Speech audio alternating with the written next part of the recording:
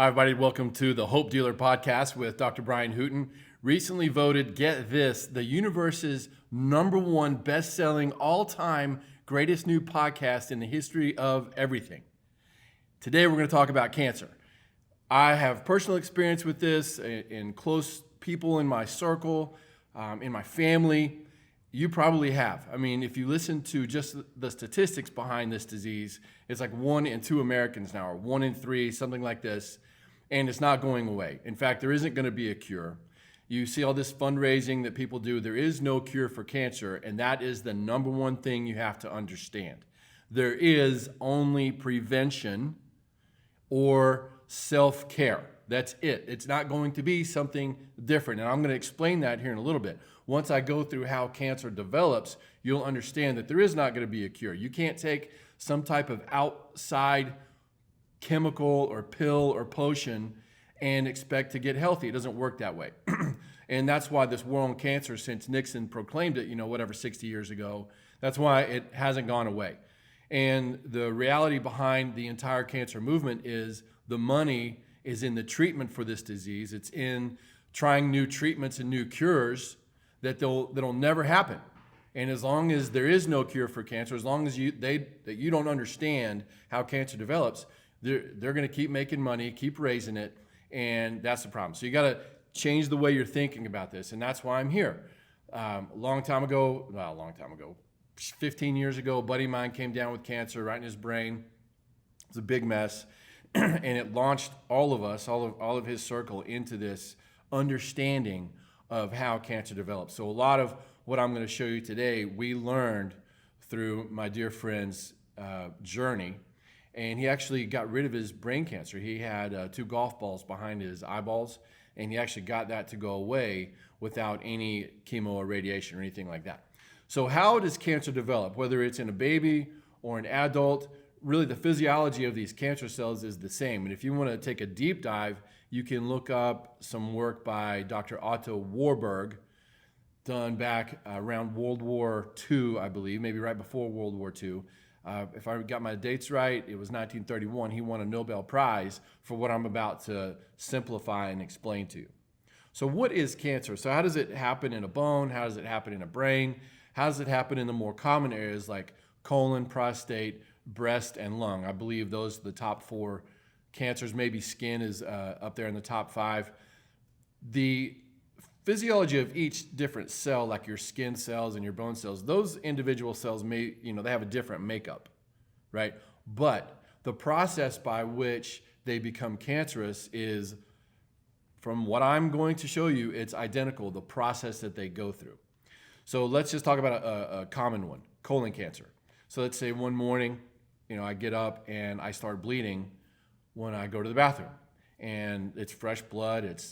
It carries on. It's getting worse, and then maybe I have some constipation, and I don't know what I'm about to tell you. I don't know better than to go to the doctor. So I go to the doctor, and they go up there with the machine or whatever it is they do nowadays, and they say, "Oh, you've got a tumor in there," and they send it off for. They take a sliver of it, right, a biopsy, which that's a problem in itself, but they send it off to the lab and they come back and says, yes, you've got stage 1, 2, 3, 4 colon cancer. It's bad. We got to operate and then start chemo and radiation immediately.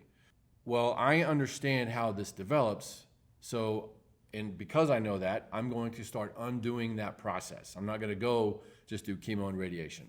So what does a normal healthy cell look like? So right now, most of the cells in your body, the 80, 90 trillion cells in your body, are healthy. And they have this life cycle that they go through. So just like a human, we have babies, right? Women have babies. Your cells have baby cells. Okay? And this is just natural production of life going on all the time without you thinking about it. It's how God designed every single one of us. In fact, as a baby, you start with a sperm and an egg, right? And then over 9 months, you make all these cells, and they're just blossoming. And there's a cell having a bunch of baby cells and a bunch more baby cells, and 9 months later, out you squirt, and you're this ball of trillions and trillions of cells that's going to develop into an adult through this process of cellular mitosis. So you're making new baby cells, okay? And then as an adult, when you make a new baby cell, the host cell dies off. When you're an infant, and this is why baby cancers are so devastating, because instead of just having one baby cell, a baby's going to have a baby cell in a baby will have like 10,000 baby cells. Okay, so we'll talk a little bit more about that in a second. But just for simplicity, when you have your baby cells, the host cell dies off, and this is has several names. Apoptosis, I think, is the one most generally recognized as accurate. But it dies off as the new, and this one has a baby cell, and you get the picture. And that goes on and on and on.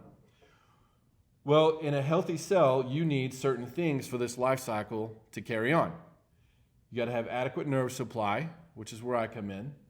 You got to have adequate oxygen going into the cell, and you have to have adequate nutrition for the cells to die off naturally. Well, this is a cancer cell. A cancer cell happens when the environment around the cells doesn't supply these three things.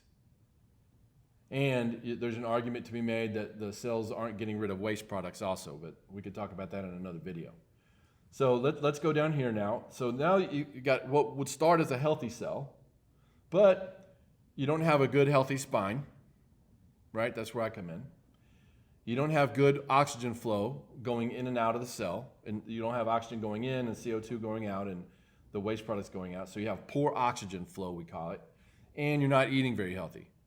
Right? You're eating junk food, you're eating fast food, you're eating crap, all right?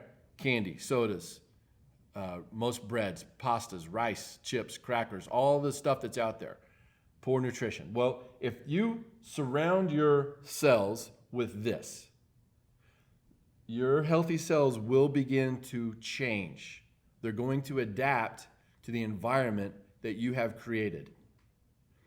And what happens is, because you're not getting it good nerve flow or good oxygen or good nutrient, it will change into a cell that no longer needs these things. If all you're doing is eating a bunch of crap, it's going to come over here, and the baby cell now, it doesn't care about any of this. All it wants is sugar.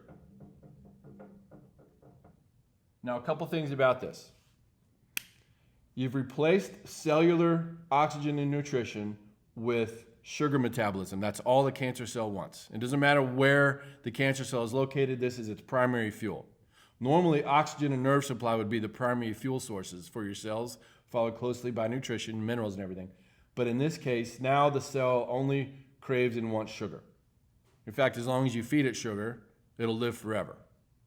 And that's the biggest difference. So when it has a baby cell, instead of dying off, this little booger here has a baby cell and it stays alive. It doesn't die. This booger has a baby, a bunch of babies start popping up and none of them are dying. And when enough of them get into this one little area, they call that a tumor. I've just explained to you what cancer is and what it needs to survive. And this is what cancer is. And if the doctors and oncologists actually go into a deep dive and start understanding cellular metabolism like this guy Otto Warburg did back in 1930, whenever that was, they would understand this. But what does chemo and radiation do? Well, they try to kill these off, and they're also killing the healthy cells off, but it hasn't changed anything about the environment. So your answer to cancer is fixing your environment, taking care of your spine, proper oxygen rate in and out of your cells, real high quality nutrition if you want to prevent it. If you just did these things, don't you think? So just let's take most of you, and I understand most of you watching this video, probably 50, 60% of you are still eating fast food. If you just cut out the junk, just think logically, if you just cut out the junk food, sodas, pastas, rice, chips, and all that stuff, would you have a better chance of not getting cancer? Yes. If you got some proper exercise, would you decrease your chances of cancer? Yes, of course you would. Or decrease your chances of dying from it. Because the reality is, none of us are perfect. Guess what? I have some of these cells in me right now. In fact, some of the studies suggest you make 10 to 15,000 cancerous cells every day because we don't live in a perfect world. We're not in the Garden of Eden anymore. But your immune system will get rid of a couple of these. But when you keep this environment the way it is and you keep making these cells, eventually your immune system is overrun by all these ravenous cancer cells and all they want is sugar, they'll start sending hormones to your brain, feed me donuts, feed me cookies, feed me sugar, sugar, sugar. They'll start eating muscle tissue, and then it's, you're in big trouble. But that is the answer to cancer, at least, what causes it. On the next video, what we're gonna do is I'm gonna act as if I have cancer and walk through exactly what I would do. So remember, drugs are bad, God is great, and so are you. We were not designed, we weren't made by this creator to die this miserable death of cancer. We have messed it up. Our culture has messed up our bodies. It is up to you to pull yourself and your family out of it. This is Dr. Brian Hooten signing off. Talk to you next time.